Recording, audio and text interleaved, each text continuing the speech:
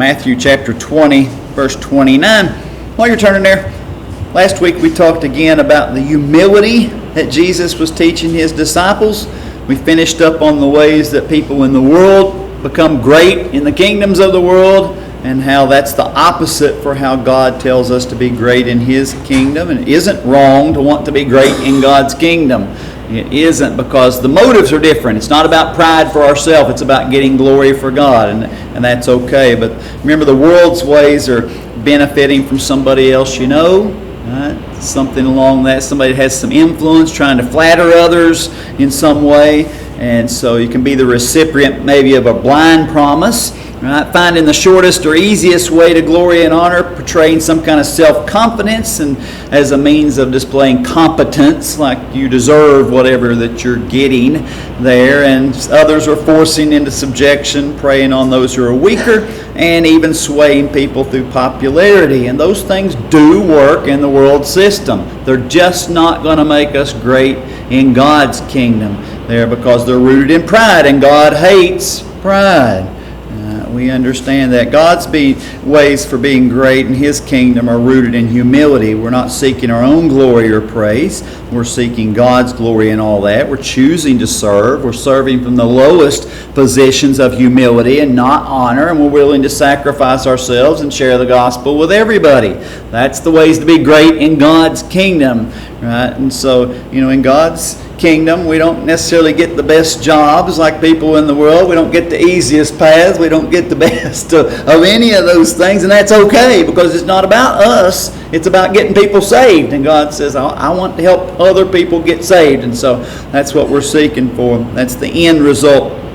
We're choosing humility now so we can be honored later, so God can exalt us later. And so this week we're moving to the next question that Jesus asked, and we're going to see Jesus moving toward Jerusalem. This is right before what we would call the Passion Week, the last week of Jesus' life before his death on the earth there. And Jesus is going to give another example of humility here. A very familiar story. We're going to read some different accounts from Matthew and Mark and Luke, the synoptic gospels. They all have this story in them, but the main purpose, the main person, of the focus of the story is the man we know by Bartimaeus, right? Blind Bartimaeus. And there are actually two blind men in this account there, but only one's named, and sometimes you only get you're only identifying one in the story. He's only talking to one. It's kind of like when you remember when Jesus goes across the Sea of Galilee there to the area around Gadara or Gergesa, the country of the Gadarenes, and he meets two demoniacs. Remember, but he only talks. The story focuses on one there, which is Legion, and so that's the same kind of thing here. We see one, the focus. But compassion. God is aware of suffering, and that's important. Compassion is what moves or draws us to others who are suffering. But without humility, we don't get involved.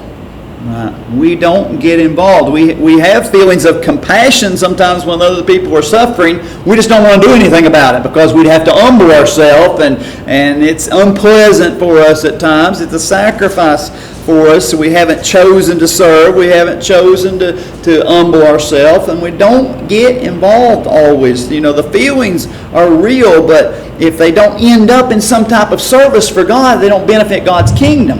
And that's important. Look over in Hebrews 4 if you want to hold your place in Matthew.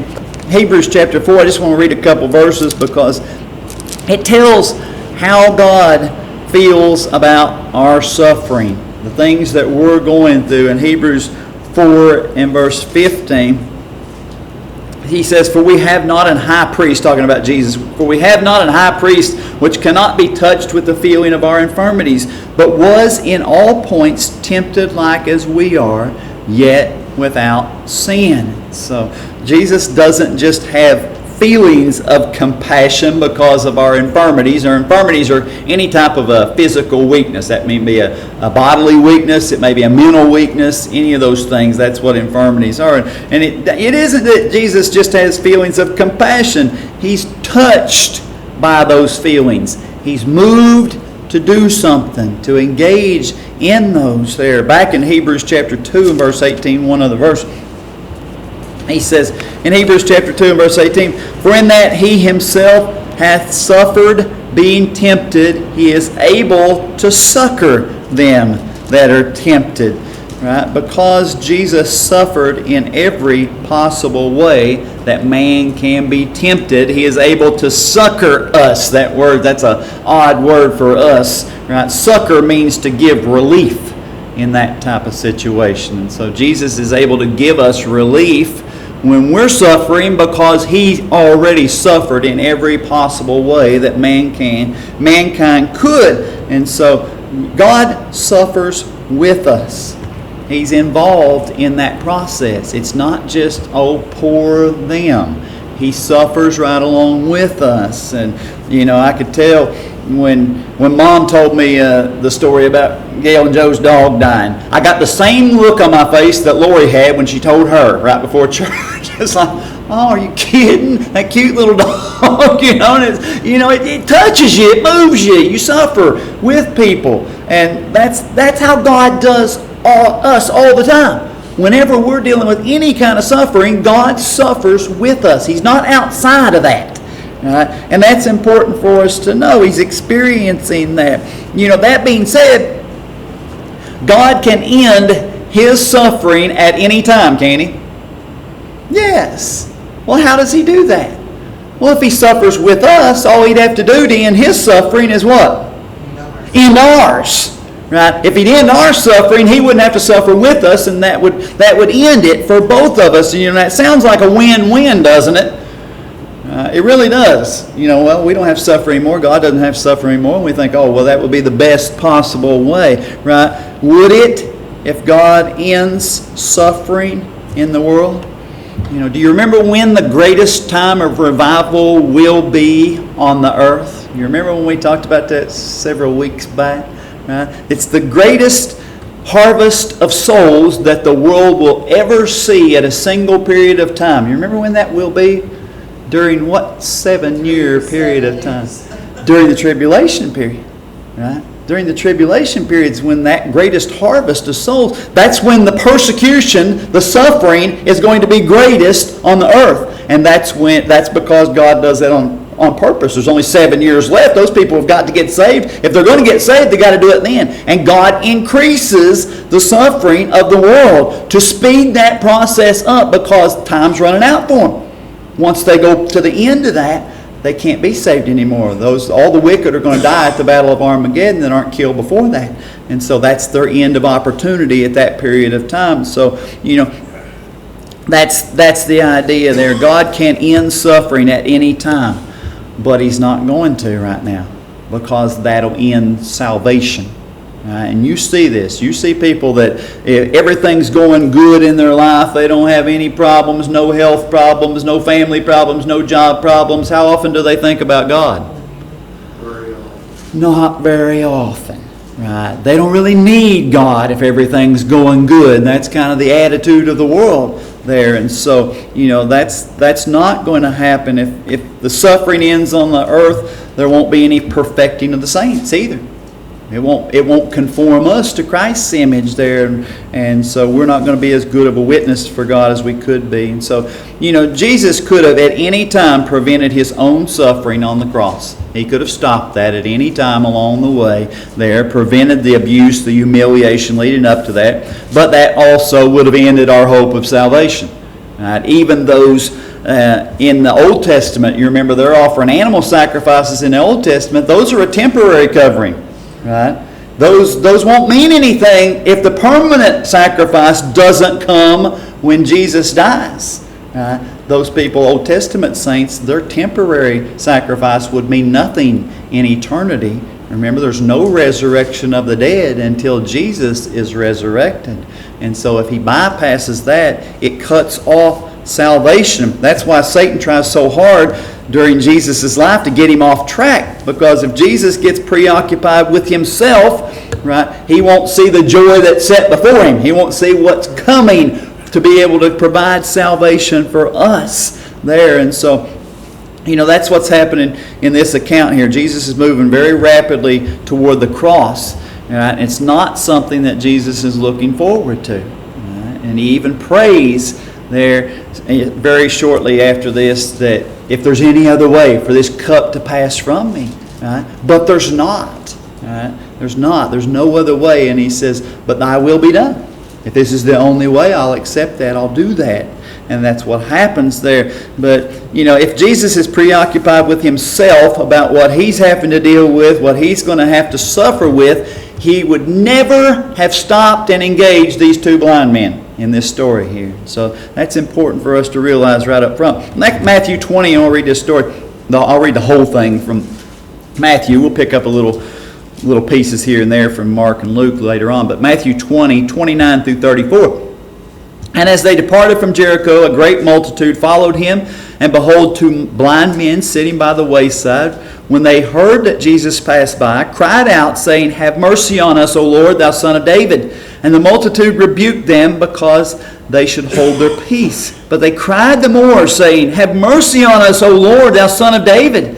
And Jesus stood still and called them and said, What will ye that I shall do unto you? They say unto him, Lord, that our eyes may be opened. So Jesus had compassion on them and touched their eyes, and immediately their eyes received sight, and they followed him. We've talked about this before. Blindness is pretty common in that day and age. Right? Much more common than we see today. There's multiple reasons for that, mostly because we have modern medicine that prevents things that cause blindness in a lot of situations. And one very common cause during that day is during childbirth. If a mother had gonorrhea, sexually transmitted disease, and the baby passes through the birth canal, that bacteria could get lodged in the eyes there. It causes infection. In a short period of time, blindness follows. And we have things like erythromycin ointment that they can put in babies' eyes and prevents that infection from causing that. But without those things and a lot of things that we have in modern medicine today, it's pretty easy for a person to lose their sight even after birth, but also pretty common during birth. But Jesus deals with blindness on multiple occasions. Look at Romans chapter 11, verse 25. The more common form of blindness that Jesus is interested in is spiritual blindness, where people are deceived into believing Satan's lies, or they're refusing to believe the truth, and they stay in darkness. Romans 11, verse 25 says, For I would not, brethren, that you should be ignorant of this mystery, lest ye should be wise in your own conceits, that blindness in part is happened to Israel until the fullness of the Gentiles be come in. You remember, Israel as a whole, as a nation, refused to believe that Jesus was the Messiah. They didn't believe he was the Christ. They believed he was a fake there. But that's mainly because of his humility at his first coming. Most people were looking for the King of Kings, the Lord of Lords, the kingdom that shall never end. That's what they were looking for at the first coming. It's like they ignored all of those other prophecies about the suffering and the crucifixion and all of those other things. Like they ignored that part of it, and they latched on to the good part. And that's natural for us to do, but they did that. So, that was at Jesus' first coming when he went through that humility, and then he's going to be exalted at his second coming. But they struggle with that, and that's that spiritual blindness. They just refuse to see the truth. Over another one, 2 Corinthians 3 and verse 14. You see another example of that, 2 Corinthians 3 and verse 14. He says, But their minds were blinded. For until this day remaineth the same veil untaken away in the reading of the Old Testament, which veil is done away in Christ. What's the veil that they're talking about there? Do you remember? Yeah. That's the veil that separates the holy place from the Holy of Holies. You remember what happened to that veil when Jesus died? It ripped in half, right? Completely ripped in half. That veil always stayed closed. Right? The Ark of the Covenant was inside there. The mercy seat there, the lid with the cherubims above it, that's where God met, right? Revealed himself once a year to the high priest there. And he's the only one to go in. They didn't just open those curtains and let everybody look in there. Just the high priest went in once a year. And so, but God ripped that veil there to show them that everybody has free access to God now because of Christ. And that was the picture there, but they're still blinded in their minds, and they say, no, it's like the veil's still up. He said, we read the Old Testament, it's like, we can't get direct access to God, and that's what they were doing. So, why does Jesus heal physical blindness? Well, it's proof that He's the Messiah. Definitely that. In John 9:32, since the world began, this is where He heals the man who was born blind, John 9:32. Since the world began, was it not heard that any man opened the eyes of one that was born blind? This is something they've never encountered before, and said this must be the Messiah there. And so it had to be God doing that. When Jesus heals all of those infirmities, including blindness, it's a preview of the coming kingdom. When Jesus sets up His millennial kingdom and He rules for 1,000 years, do you remember what happened with sickness and disease and all of those things during Jesus' public ministry, that 3.5 years there while He's on the earth? What happened to all those things? Sickness and blindness and deafness and lameness and cripples and paralytics and all those kind of things. Jesus almost eliminated that from Palestine, from all those regions, from Galilee, Samaria, Judea, all of those regions. He almost eliminated that, because anybody that came to Jesus to be healed got what? Healed. Right? You see some times where Jesus pauses for a moment like He's not going to heal them, but never do they go away unhealed. And the idea is sometimes when He does that and He gives a pause, or there's a period, a test there somewhere along the way, it's because He wants to bring them to salvation too. It's not just about healing them and turning them, letting them go, and then still die and be lost there. But that's a preview of the coming kingdom. Right? When Jesus sets up His millennial kingdom, He'll do the same thing. Right? We'll see that. Right? The one example, that's Isaiah 65 verse 20. This is a prophecy about that time in Isaiah 65 and verse 20. And you imagine Jesus being on the earth, ruling there from His throne in Jerusalem on the Temple Mount. And anybody that's sick comes to Him to be healed, and they leave healed. And you see in Isaiah 65:20, there shall be no more thence an infant of days, nor an old man that hath not filled his days. For the child shall die 100 years old, but the sinner being 100 years old shall be accursed. During that time, there won't be like infant deaths. Right? If a person dies at 100 years old, they'll say, well, it was like a child dying. Right? Because they're going to live so much longer. Anybody that comes to Jesus to get healed is going to get healed. The only ones that will die early is the ones that just refuse to come. They refuse to come and ask for it. Right? And it'll be an amazing time at that time. He's just going to banish disease and sickness during that time. So that's another way. It's a preview of the coming kingdom. And it's a picture. When He heals blindness and deafness and lameness and all those things, it's a picture of what a person goes through spiritually when they get saved. And it's the same way with deafness and lameness, demon possession, even death. This person who's spiritually blind, they can't really see where they're headed for eternity. They don't understand what's coming. They're blinded to that. When He heals the deaf, they don't really hear the truth. They're not really perceiving the truth. The person who's spiritually lame can't walk in the light the way God's children are called to do. Those who are spiritually dead don't have life in them for eternity. Those are all pictures of what Christ is doing here. And so back in Matthew 20 and verse 29, we see what's happening here in this account. He says, and as they departed from Jericho, a great multitude followed Him. And if you've got your Bible maps buried somewhere there, you can look at it and you'll see this. As you're coming from Perea, which is the region, I'm going to see if I can do this backward like Leroy said, because all these and the Jordan River runs up and down this way, and the Dead Sea's down here, and the Sea of Galilee's down here. Beside the Dead Sea is Perea over here on the map if you were looking at it. That's the region where they've come from. And they crossed the Jordan River, God bless you, and this is the same place where the Israelites would have crossed going into the Promised Land. And the first city you come to, if you're moving from east to west, crossing the Jordan there, is Jericho, which is the first city you see Israel come into when they go into the Promised Land. So when you cross over there, that's the first city, Jericho, on your way up to Jerusalem. That's where they're heading to. You know, Jericho has been rebuilt at least twice. Now, we know the first destruction of it, where the walls fall flat. The children of Israel marched around it, first time in the Promised Land. The walls fall flat and they just take it. Right? But it has been rebuilt twice. From what I understand, each time they rebuild it, they build it a little further south.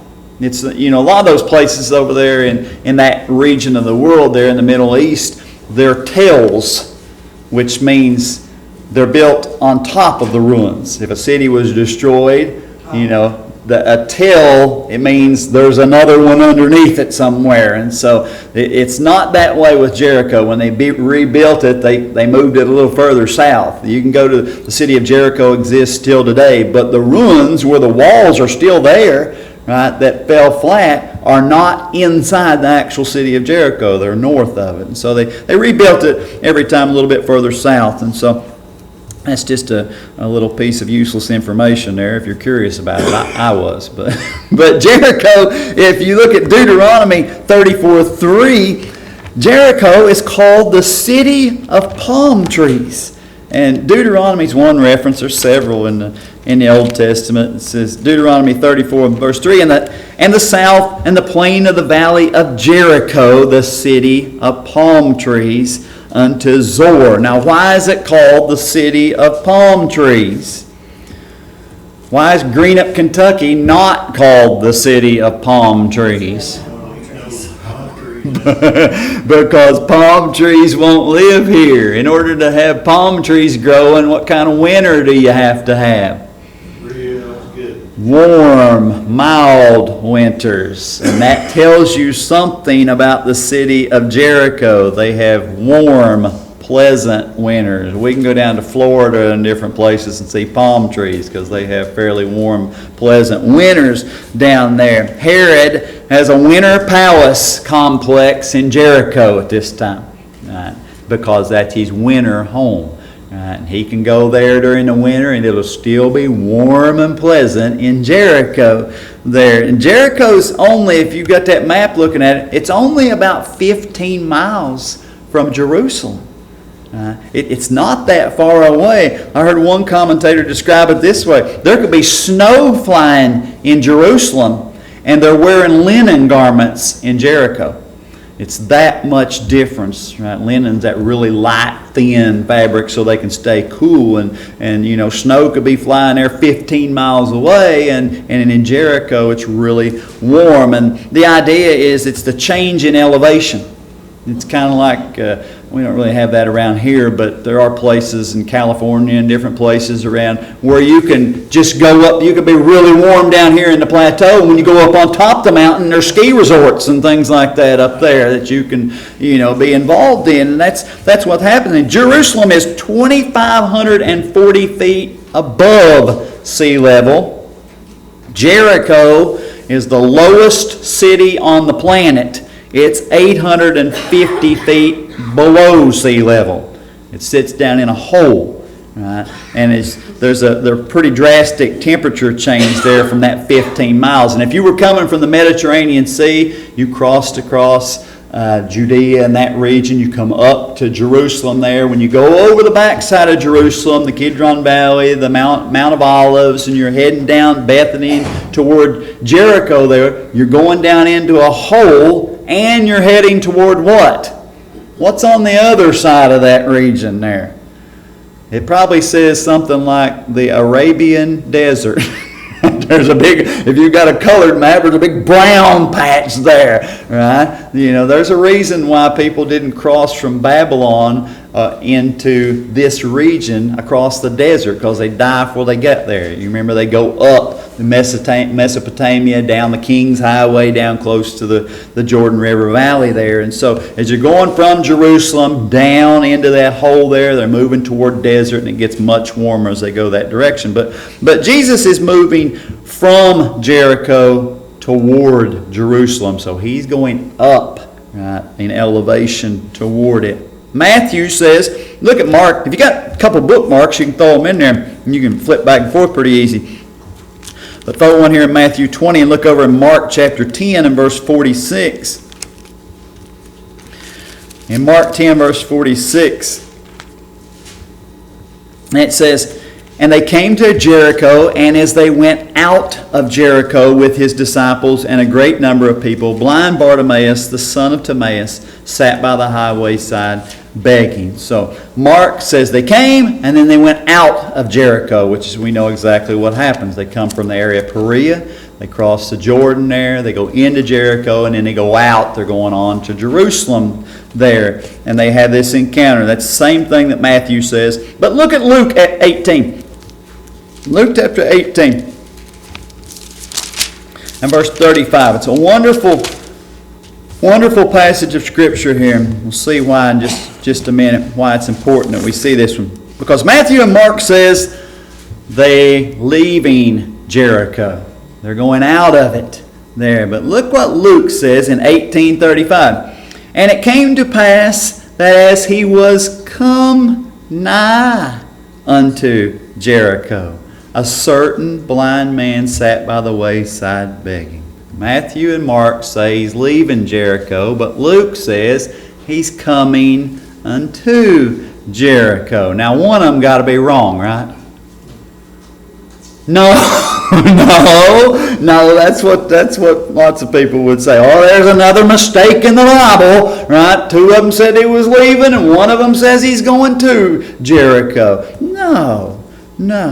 That's not a contradiction. It's just a wonderful detail that we get from Luke's gospel, right? Beggars gathered where usually in the cities?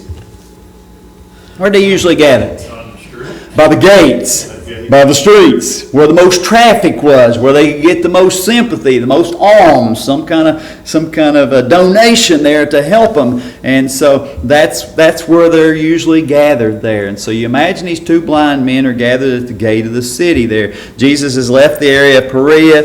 It's on the east side of the Jordan there. And he's told his disciples, remember, for the third time that he's going up to Jerusalem to suffer and die. That last time he gives them more details than any of the other two, and they really just can't process it all, and he has to hide it from their understanding for a while. But they're moving toward Jerusalem for that purpose, so he can die for the sin of the world there. And they pass through Jericho. Now imagine Jesus is leaving the city of Jericho, just as Matthew and Mark describe it, with this great multitude of people following him.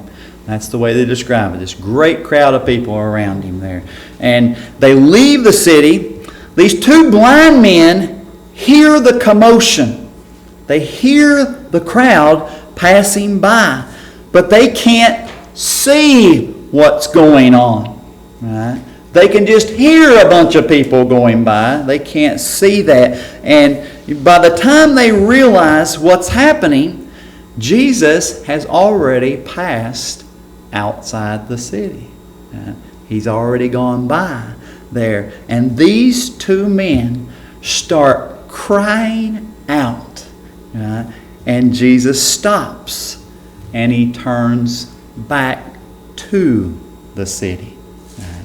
And there's what Luke is saying. He'd already left the city. He's heading toward Jerusalem. These two men, and we'll see that in just a second, but they're just screaming out, crying, and they get his attention, and he stops and he turns and he goes back to the city. And that's what Luke is sharing with that detail there. But Jesus is not too preoccupied with his own coming suffering or the crowds to go back to these men who are crying out to him for help. In Matthew 20 and verse 30, you see there, he says, and behold, two blind men sitting by the wayside, when they heard that Jesus passed by, cried out, saying, Have mercy on us, O Lord, thou Son of David. Matthew tells us that there are two of them, while Mark and Luke focus just on the one, which is Bartimaeus. But we see this word behold. Right? Now, behold is to draw attention to something. Something amazing is going on here. That's what behold is. It's to emphasize that. And it's not the fact that these two men are sitting by the gate begging, because that's a common thing. That wasn't some amazing thing that never happened before. That always happened. The beggars sat by the gates and by the temple and different places where they could be by the crowd there. And it's not because they're blind, because that's pretty common too with the lack of modern medicine there. But it's because of how they address Jesus. Right? That's the amazing part of this. They call him Lord, and they call him Son of David. Now that's a messianic title there. The Bible says they cried out.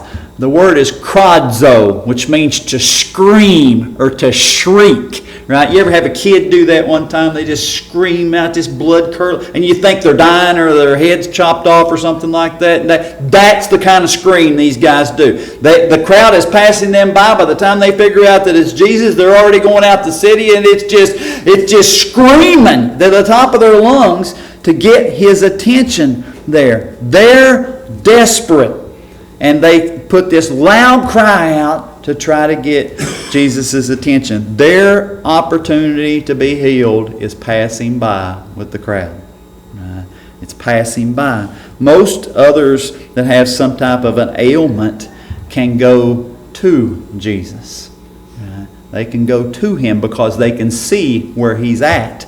Right? These two men can't find Jesus on their own. If they don't have somebody to help them get to him, they can't do that. And so they can't follow him like the crowds do. So, how often is Jesus going to come exactly where these two men are? This is it, isn't it? Because he's going to Jerusalem to do what? To die. If they're residents of Jericho, they're going to stay in Jericho. That's where they're going to stay. They're going to beg. Right? They're not going to have any more chances, encounters with Jesus. This is their last time that they'll see it.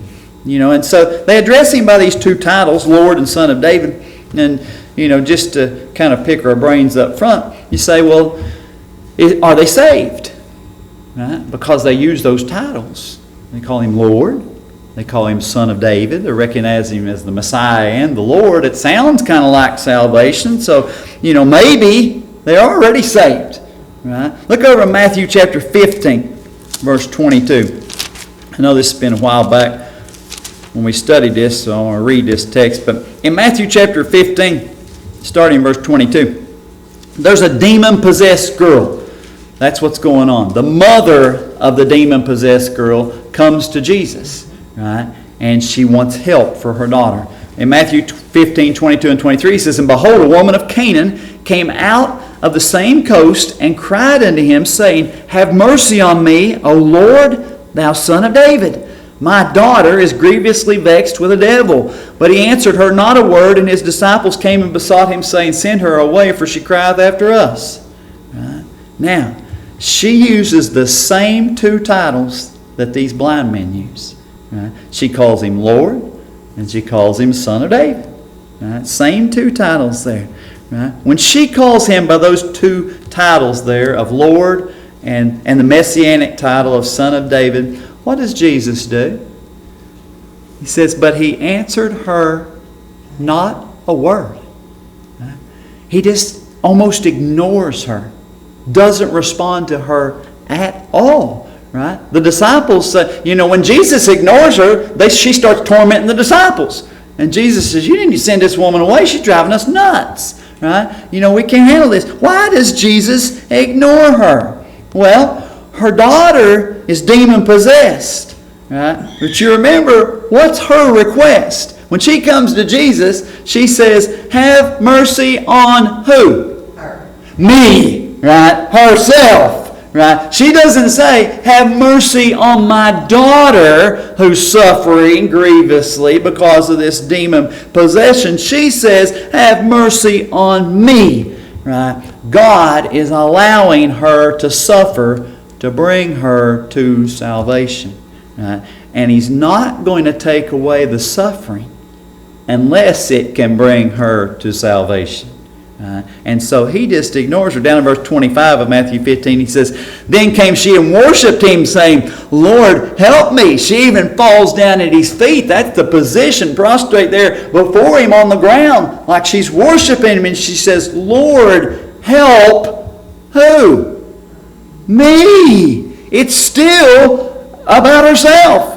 It's not about her salvation. It's not about her daughter. It's about herself. In verse 26, he says, "But he answered and said, 'It is not meet to take the children's bread and to cast it to dogs.'" Now, anytime you see a person referenced in the Scripture as a hog or a dog, it's always talking about what? Unsaved people, sinners. Right? Hogs or dogs. Right? Either one. He calls her a dog right here. He says, "No, there's no need for me to relieve your suffering because you're unsaved." And that's the whole purpose of healing and teaching and doing those things, is to bring people to salvation, right? And he's given her that fact. And so, once she realizes that, she does finally humble herself there in the next few verses. You can read that on her own. And she does receive salvation, and that's the whole point. Humility comes before salvation. A person has to humble themselves. Before, she just wants her suffering to end. She's not humbling herself. She's not submitting to God in any way there. She just wants what she wants, right? But God wants her to be saved from hell, and that's the direction he's leading. So you can't assume back in Matthew chapter 20 that these two blind men have been saved just because they use a couple titles that are fitting for God, because that woman did too, and she wasn't saved. Right? So we can't just assume that, or because they're crying out for mercy from Jesus. Right? Look at Matthew 20, verse 31. It says, "And the multitude rebuked them because they should hold their peace. But they cried the more, saying, 'Have mercy on us, O Lord, thou Son of David.'"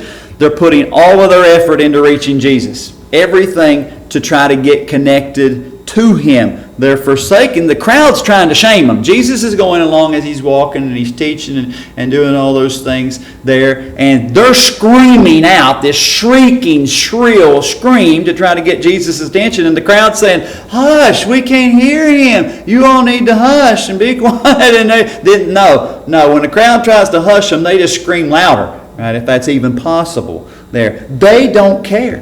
They're not going to be shamed by the crowd. Right? They're forsaking that. Right? They're forsaking that. They don't care about anything else. And so they repeat it with those same titles for Jesus. In Luke chapter 1, you don't have to turn there, but I can read it to you. Luke chapter 1, verse 32. Gabriel gives the announcement to Mary in Luke chapter 1. See the same titles referenced there. He says, he shall be, in Luke 1:32, "He shall be great and shall be called the Son of the Highest. And the Lord God shall give unto him the throne of his father David." He's the Son of the Highest, which makes him Lord, right? And he's going to occupy the throne of his father David, which makes him the Son of David, the Messiah. He's coming from David's lineage there. And so, back in Matthew, this appears to be some kind of faith in Jesus' power because he is Lord, the Almighty. They do seem to have some kind of faith in that. They have some kind of faith in his person because they recognize him as the Christ, right? The promised one. Matthew 20, verse 32. "And Jesus stood still and called them and said, 'What will ye that I shall do unto you?'" Now there's the question that he asks. Jesus is heading out of town. The blind men realize that he's leaving with the crowd, right? They hear it's him, but they can't see him. They start screaming out for help. The crowd tries to hush them. They just cry out the more, and Jesus stops there and calls for him. Right? Now, Mark's gospel tells us that Jesus relays the message, like through a messenger send somebody to bring them back. Because, like I say, they've left the city, and he's turning to come back toward the city after these guys are causing such a commotion there. And it's really a picture of salvation. God has met them where they're at. Where they're at. He's come to them in their desperation. He's made himself known to them. Right? And sometimes that's we see that in salvation. That's through different means. Sometimes God makes himself known through preaching. Sometimes it's through somebody personally talking to another person, right, outside the walls of the church. There's lots of different means to do that, but he makes himself known to the person who needs to be saved. And then that person has to humble themselves. Right? They have to be willing to forsake all. Right? And that's what happens there. In order to receive salvation, those things have to happen. Look over Mark again, chapter 10 and verse 49. In Mark chapter 10, verse 49 and 50, you get another indication that he's forsaking all. Now, it's focusing on one person, like I say in the other accounts, but there are two there. He says, "And Jesus stood still and commanded him to be called. And they called the blind man, saying unto him, Be of good comfort, rise, he calleth thee. And he, casting away his garment, rose and came to Jesus." Now, the focus is on Bartimaeus, like I say, but both of them are involved here. And he finds out Jesus is inviting him. He forsakes all. Right? He already doesn't care what the crowd thinks. He's already humbled himself, just like the other one there. And now he forsakes all. It says he, casting away his garment, rose and came to Jesus. Now, this is an outer garment. Right? It would be a thin outer garment. It doesn't mean the guy jumps up and strips off naked and runs to Jesus. That's not what's happening at all. It's something like we would use when I go to the post office every day. I have to spray my bald head and my arms with sunscreen. Right? Otherwise, I'd have to wear a hat or some kind of a thin garment to protect myself from the heat and the sun and things like that. And that's what's happening in Jericho. There's a lot of heat, a lot of sun, and so he's got this thin outer garment on, and he just throws it away. Right? He doesn't want anything to hinder him from getting to Jesus as quickly as possible. Now, that may not seem like much to us, right, to just throw off a thin garment. If you're blind, it is. Right? If I threw off my outer garment, right, I can turn around and do what? See where it's at. Right? A blind man can't do that. So for him to throw off an important piece of clothing there, I believe it's an act of faith. I believe he knows he will be able to get back and see it when he comes back if he can get to Jesus. And that's the act of faith there. Sight won't be a hindrance to him anymore. And Jesus asked that question, "What will ye that I shall do unto you?" Verse 33 and 34, he says, "They say unto him, Lord, that our eyes may be opened." So Jesus had compassion on them and touched their eyes. And immediately their eyes received sight, and they followed him. And so once again, Jesus acts out of compassion. But it's leading them to salvation. Right? And we'll see that in a moment. It says they received sight, right, which is one Greek word. When it says received sight there in our English Bible, it's one Greek word, which is anablepto. See if I can butcher that one. Anablepto, right, which is actually made up of two Greek words. Right? It's a combination word there. The first part is ana, which means repetition or again. And blepto means, guess what? To see, to have sight. Right? And so when it says they received sight, the Greek means they could see again. Which means what? These two men weren't born blind, were they? No. They've been able to see at some point in their life. Something else has caused blindness in them, and they've suffered that at some point in their life, and they're desperate to get back to what they've once had. Right? And so, how do we know it's salvation with these two men? How do we know this isn't just some kind of self-centered desire to get something back that they've lost, get their sight back that they once had and have lost? Well, look at Mark chapter 10 again and verse 52. Mark chapter 10 and verse 52. "And Jesus said unto him, Go thy way, thy faith hath made thee whole. And immediately he received his sight and followed Jesus in the way." Now, we've talked about this story multiple times, so I won't turn back there. But over in Luke, right, we talked about the 10 lepers who were healed. You remember the 10 lepers were healed. Jesus says, "Go show yourself to the priest." As they're going to show themselves to the priest, they realize that they're cleansed, right, that they're cured. Right? And one of them comes back. Right? And you get actually 3 different Greek words during that. Right? When they realize their skin is now clean, right? It's not infected with the leprosy anymore, you get this word, katharizo. They're cleansed. Right? The leprosy is cleansed. Right? And they recognize that they're healed of the disease. That word is iomahi. Iomahi. Right? They're cleansed and they're cured, completely cured of it. Right? All 10 of them recognize that. Right? One of them comes back. Right? And Jesus uses the word, you're made whole.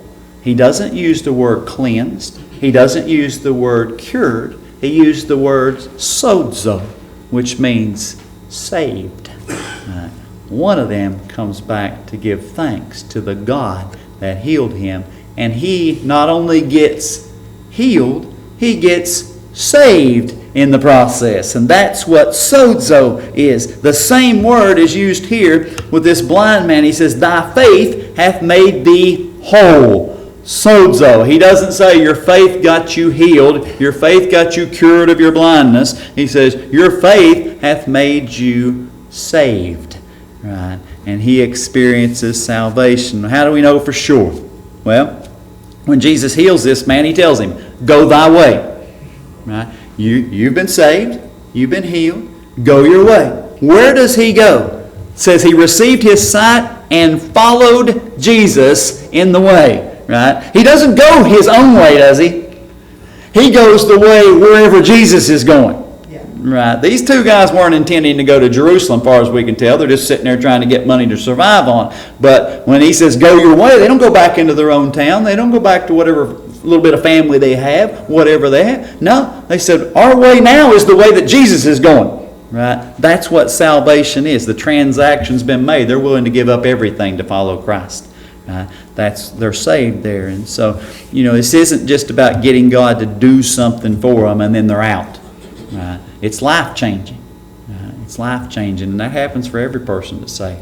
And I'm not saying that Christians can't be saved and then backslidden, because they can. They can. We understand that. Sometimes a person's saved. They've received their spiritual sight. They're no longer in blindness. Right?